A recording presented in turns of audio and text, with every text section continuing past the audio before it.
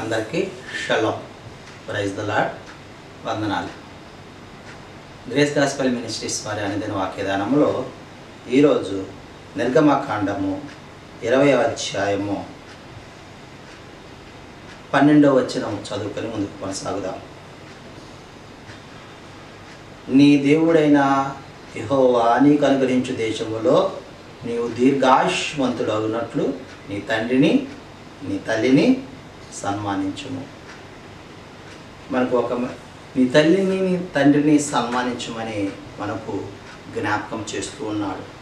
ఎందుకనంటే మనకు జన్మనివ్వటములో హషేం వారు, యాహ్వే వారు అదృశ్యకర్త అయితే మనకు జన్మనివ్వటానికి తల్లిదండ్రులు ప్రత్యక్ష సాధకులై ఉన్నారు. తల్లిదండ్రులు యెహోవా ఏర్పాటు చేసినటువంటి ప్రతినిధులు కాబట్టి ఆ ప్రతినిధులను మనము గౌరవించాలి, ఆ ప్రతినిధులకు మనము సన్మానించాలి.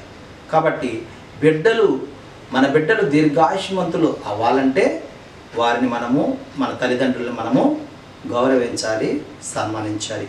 వారి ఎడల మనకున్న బాధ్యతను మనము నిర్వర్తించాలని మనకు ఈ లేఖనం మనకు జ్ఞాపకం చేస్తున్నది. ఇంకా కూడా కుమారులు కుమార్తెలు ఉండి కూడా ఎందరో తల్లిదండ్రులు అనాథలుగా ఉంటూ ఉన్నారు. మనము చూస్తూనే ఉన్నాం. ఎంతమంది తల్లిదండ్రులు బిడ్డలు నిరాధారణకు, నిర్లక్ష్యానికి గురై అకాల మరణాన్ని కూడా ఆశ్రయించేవారుగా ఉంటున్నారు. ప్రియా సహోదరి సహోదరులారా, కాబట్టి తల్లిదండ్రులు బ్రతికుండగా వారికి సరిగా పట్టించుకొని వారు చనిపోయిన తర్వాత వారి సమాధులను శృంగారించి వారు సంతోషము పడుతున్నట్లుగా మనము చూస్తూ ఉన్నాం. జన్మనిచ్చి పాలిచ్చి పోషించి పెంచి పెద్ద చేసి విద్యాబుద్ధులు నేర్పించి మనకు ఒక వ్యక్తిత్వాన్ని కలుగజేసిన తల్లిదండ్రులను తప్పక గౌరవించాలి, ప్రేమించాలి, ఘనపరచాలి, సన్మానించాలి. కాబట్టి మనము తల్లిదండ్రులకు మనం ఎంత చేసినా కానీ వారి యొక్క రుణము మనము తీర్చుకోలేము. కాబట్టి యేషువ వారు కూడా తల్లిదండ్రులను ఘనపరచాలని మార్కు సువార్త 7వ అధ్యాయంలో మనకి జ్ఞాపకం చేస్తూ ఉన్నాడు. ఆ వచనం కూడా మనం చూసుకుందాం. మార్కు సువార్త 7వ అధ్యాయము 10వ వచనం. మార్కు సువార్త 7వ అధ్యాయము 10వ వచనం.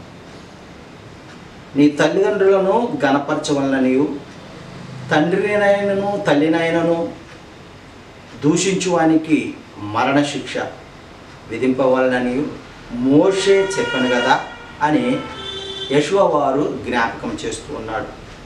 అయినను మీరు ఒకడు తండ్రినైనను తల్లినైనను చూచి నా వలన నీకు ప్రయోజనమగునది ఏదో అది కోర్బాను, అంటే నేను నా నుంచి నీవు ఏవైతే కోరుకుంటున్నావో, సమయాన్ని కోరుకుంటున్నావా, తల్లిదండ్రులు ఆ కొడుకుల్ని కుమారుల్ని బిడ్డలను అడిగినప్పుడు సమయాన్ని కోరుకుంటున్నావా, ధనాన్ని కోరుకుంటున్నావా, సహాయాన్ని కోరుకుంటున్నావా అని వారు అడిగినప్పుడు వారు ఏదైతే కోరుకుంటున్నామో అది దేవార్పితము, అంటే దేవునికి సంబంధించి మేము దేవునికి అర్పించేశాము అని కోర్బాను అనే మాటను ఇక్కడ ఉపయోగించడం జరిగింది. తన తండ్రికైనను తల్లికైనను వారిని ఏమీ చేయనియక మీరు నియమించిన నీ పారంపర్యాచరముల వలన దేవుని వాక్యమును నిరర్ధకం చేయుదు, ఇటువంటివి అనేకములు మీరు చేయుదురని చెప్పాను. కాబట్టి ప్రియమైన దేవుని సంగమా, ఈ దినమున ఈ ఆజ్ఞ ద్వారా మనకి హషేం వారు ఏం తెలియజేస్తున్నారంటే మన తల్లిదండ్రులను మనము సేవించాలి, ఘనపరచాలి. వారి ఎడల మన బాధ్యత ఏదైతే ఉందో దానిని నిర్వర్తించాలని జ్ఞాపకం చేస్తున్నాడు. యెషువ వారి ద్వారా కూడా మనకు జ్ఞాపకం చేస్తున్నాడు. మత్తయి సువార్త 10వ అధ్యాయంలో ఇంకొక మాటను జ్ఞాపకం చేస్తూ ఉన్నాడు. మత్తయి సువార్త 10వ అధ్యాయము 37వ వచనంలో యేషోవారు ఇంకొక మాటను కూడా జ్ఞాపకం చేస్తూ ఉన్నాడు. దాన్ని కూడా మనం చదువుకుందాం.